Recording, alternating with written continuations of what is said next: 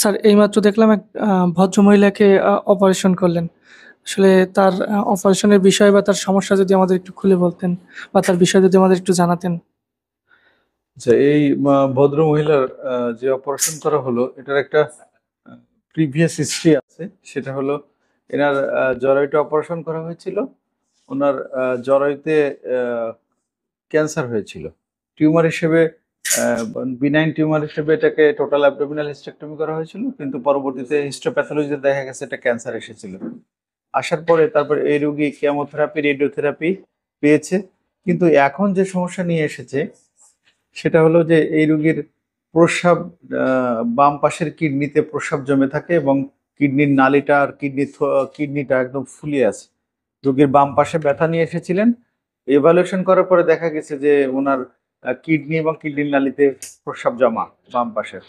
তার পরবর্তীতে উনি ঢাকাতে দেখিয়েছিলেন, অন্য ইউরোলজিস্টের কাছে গিয়েছিলেন। ওনারা এইটা স্টেন্টিং করার চেষ্টা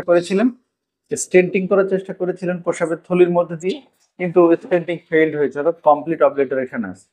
আচ্ছা, আমরা এখন যেটা করলাম ওনার হলো যে এই প্রস্রাবের নালীটা যে অংশটা শুকিয়ে গেছে, আমরা পরীক্ষা করে দেখলাম যে একটা অংশ শুকিয়ে গেছে। সেই অংশটা আমরা কেটে ওই অংশটুকু আমরা টোটালি তুলে নিয়ে এসেছি এবং হিস্টোপ্যাথোলজি করতে দিয়েছি। আর বাকি যে অংশটুকু রয়েছে ওই ইউরেটারটা আমার প্রস্রাবের থলিতে নতুন করে আমরা লাগিয়ে দিয়েছি। এটাকে ইউরেটার রিমপ্লান্টেশন বলা হয়, এটাকে ইউরেটার মেসিস্টেস্টমিও বলা হয়। তো এটা করার ফলে এই রোগীর ওই কিডনি দিয়ে প্রস্রাবটা এখন প্রস্রাবের থলিতে নেমে যাবে। তার প্রস্রাব আর কোনো জায়গায় বেঁধে থাকবে না।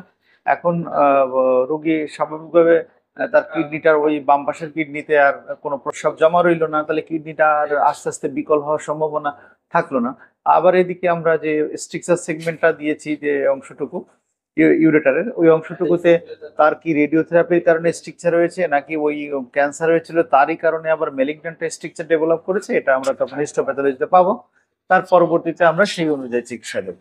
তো আপনারা এই সমস্যা আপনাদের আশেপাশে হরও ঘটে থাকতে পারে এবং আপনাদের পরিবারের কেউ না কেউ এই অসুবিধার মধ্যে পড়তে পারে। পড়লে অবশ্যই আপনারা নিকটস্থ ইউরোলজিস্টের কাছে শরণাপন্ন হবেন, কারণ ইউরোলজিস্টই এই সমস্যার একমাত্র সমাধান এবং উনি আপনাকে পথ দেখাবেন কিভাবে কি করতে হবে। আর আমার আশেপাশে থাকলে অবশ্যই আমার কাছে মোস্ট ওয়েলকাম। আর আমার এই আলোচনা আপনাদের যদি ভালো লেগে থাকে এবং বিন্দুমাত্র যদি আপনাদের উপকারে আসে, অবশ্যই আমার পেজটাকে লাইক দিয়ে আমার পেজকে আরো শক্তিশালী করবেন। আর কমেন্ট করতে ভুলবেন না। কমেন্ট যখন যে কোনো জিজ্ঞাসা থাকে এই প্রাসঙ্গে আপনারা অবশ্যই প্রশ্ন করবেন, আমি সময় নিয়ে উত্তর দেওয়ার সর্বোচ্চ চেষ্টা করব। আর আপনারা এটা সবার মাঝে ছড়িয়ে দেওয়ার জন্য, এই অ্যাওয়ারনেসটা সবার মাঝে গ্রো করার জন্য অবশ্যই আপনারা আমার এটা শেয়ার দিয়ে দিয়ে ছড়িয়ে দিবেন। আর আমার রোগীর জন্য দোয়া করবেন এবং আমার জন্য দোয়া করবেন। ভালো থাকবেন।